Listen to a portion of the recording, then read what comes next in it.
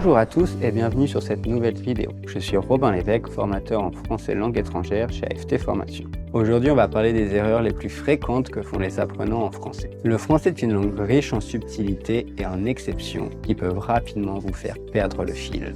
Personnellement, en tant que professeur, l'erreur qui m'agace, c'est quand on dit visiter quelqu'un. Non, on ne visite pas quelqu'un, on visite quelque chose et on rend visite à quelqu'un. Donc si vous apprenez le français, restez avec moi. Vous allez découvrir des astuces et des conseils pour éviter ces pièges et améliorer votre français. Allez, c'est parti pour la première partie qui va se concentrer sur les aspects grammaticaux. Premièrement, les articles.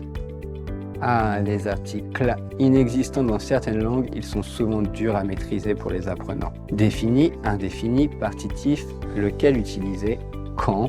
Tout d'abord, peu importe le type d'article, n'oubliez pas de l'accorder en genre et en nombre. Salade, mot féminin, la salade, une salade, de la salade. Les définis, le, la, l'apostrophe, les. On les utilise pour parler d'une personne, d'un objet, un lieu spécifique ou générique. Le pain français est délicieux. Pourquoi le? Car on sait qui est le pain. Il est identifié.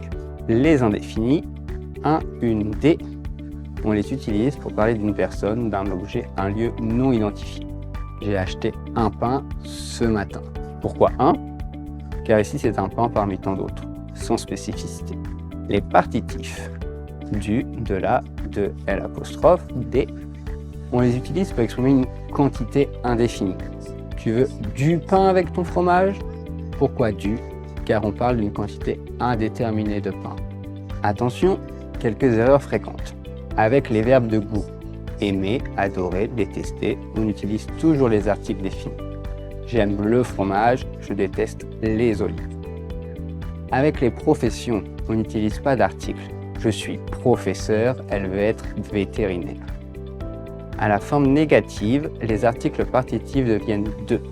Il boit du vin, elle ne boit pas de vin. Pour les notions abstraites, comme les qualités et les défauts, on utilise les articles partitifs.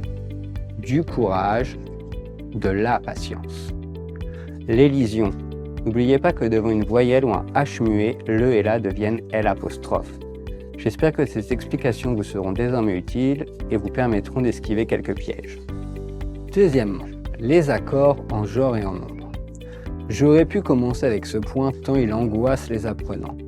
Ce mot est-il féminin, masculin, au pluriel? Ce n'est jamais simple de savoir, surtout lorsque ça n'existe pas dans sa langue maternelle. Alors, que faut-il penser à accorder? Les adjectifs avec le nom qu'ils qualifient. Un petit garçon, une petite fille, des petits garçons, des petites filles. Les participes passés.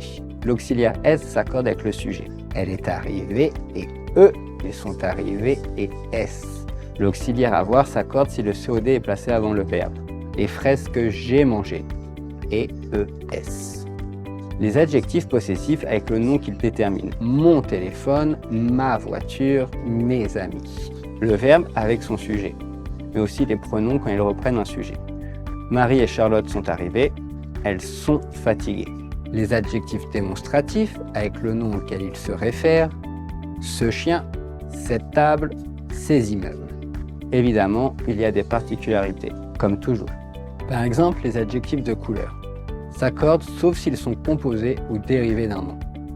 Une robe bleue, on accorde, une robe marron, on n'accorde pas, car marron est dérivé d'un nom. Voilà, si vous gardez ça en tête, vous éviterez bon nombre d'erreurs. La négation. Attention, ne vous fiez pas aux francophones pour ce point. Ils ont tendance à ne pas respecter les règles, surtout à l'oral. En français, la négation se compose de deux éléments, ne plus pas, qui encadre le verbe ou l'auxiliaire pour les temps composés. Je ne travaille pas aujourd'hui, je n'ai pas aimé ce restaurant. Mais il existe des variantes. Pour quelque chose, on utilisera ne plus rien. Elle boit quelque chose, elle ne boit rien. Pour une personne, on utilisera ne et personne. J'ai rencontré quelqu'un, je n'ai rencontré personne. Pour une indication de temps, on utilisera ne et jamais. Je vais souvent au théâtre, je ne vais jamais à l'opéra. Pour un changement de situation, on utilisera ne plus plus. Il fait toujours de la boxe, il ne fait plus de boxe. Les erreurs fréquentes à la forme négative sont Lorsque le verbe est à l'infinitif, ne et pas se suivent. J'espère ne pas arriver en retard. L'élision, devant une voyelle ou un H muet, ne devient N apostrophe. Je n'entends pas. Les articles partitifs, encore, du, de là deviennent de. Je n'ai pas de chance. La triple négation. Il n'aime pas rien faire. Ici, on a ne plus pas plus rien. La phrase correcte, il n'aime rien faire. 2 éléments sont suffisants.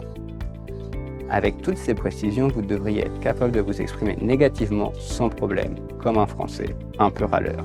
Les prépositions devant les lieux et pays. Encore une histoire de genre, mais aussi cela dépend si vous souhaitez exprimer où vous êtes, où vous allez, d'où vous venez. Laissez-moi vous éclairer. Pour indiquer où vous êtes, où vous allez, à devant une ville. Je suis à Paris, elle va à Londres. Au devant un nom masculin ou un pays masculin. Je suis au cinéma, nous allons au Maroc. À la devant un nom féminin. Vous allez à la pharmacie. A L apostrophe devant un nom singulier qui commence par une voyelle ou un H muet. J'étudie à l'université, il travaille à l'hôpital. En devant un pays féminin ou qui commence par une voyelle ou un H muet. Je suis en Russie, il vit en Algérie, nous déménageons en Hongrie. Au devant un nom pluriel ou un pays pluriel. Je dois aller aux toilettes, nous irons aux États-Unis. Chez devant une personne. Je rentre chez moi, elle va chez le coiffeur. Pour indiquer d'où vous venez. De devant une ville ou un pays féminin. Je reviens de Londres, il est originaire de Turquie. Du devant un nom masculin ou un pays masculin. Tu rentres du Portugal, elle sort du cinéma.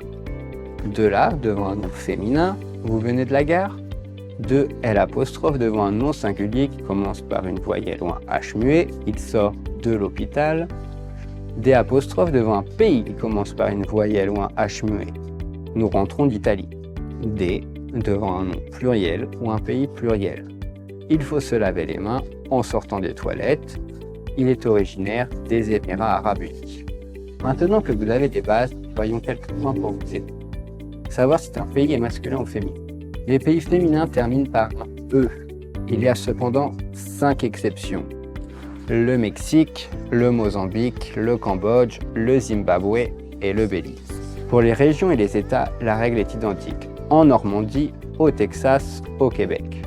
Pour les îles, cela dépend. En Corse, à Malte, aux Baléares, à La Réunion. L'utilisation de dans pour les environnements naturels. Je suis dans les bois, nous allons dans le désert. Les lieux précédés d'un adjectif. Nous partons en vacances dans le sud de la France. Désormais, avec toutes ces informations, vous devriez pouvoir vous situer, dire où vous allez ou d'où vous venez, sans aucune difficulté. Infinitif ou participe passé. Ce point concerne essentiellement l'écrit car il ne s'entend pas toujours à l'oral, mais pourtant l'erreur est courante. Alors, quand utiliser l'infinitif, quand utiliser le participe passé? Tout d'abord, il faut savoir que l'infinitif, après un autre verbe, met l'accent sur la réalisation de l'action. Alors qu'en utilisant un participe passé, on met l'accent sur un état ou sur le résultat de l'action exprimée par le verbe.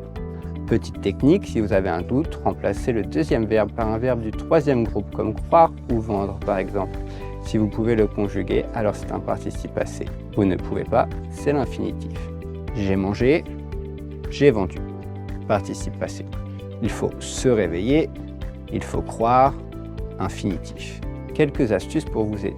Lorsque vous utilisez des temps composés avec un auxiliaire, ce sera toujours le participe passé. Il est allé au marché, nous aurions aimé être là.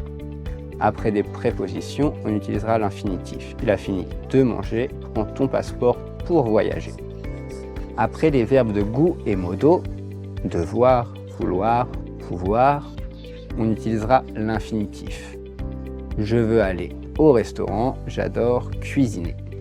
Après des constructions impersonnelles comme il faut, on utilise l'infinitif. Il faut fermer la porte. Ce point concerne essentiellement les verbes du premier groupe en ER, même si à l'oral, la prononciation du participe passé de l'infinitif est la même, il est important de savoir la faire, surtout quand vous serez en train d'écrire. Croyez-moi, ces quelques conseils vous seront précieux. Et voilà pour notre petit tour des erreurs courantes en grammaire française. on a démystifié les articles et les accords, l'usage de l'infinitif et du participe passé, la négation et les prépositions de lieu. Parce qu'une bonne grammaire ne suffit pas si on prononce mal. Prêt à améliorer votre français oral? Alors on se retrouve très vite pour la deuxième partie qui abordera les erreurs courantes de prononciation.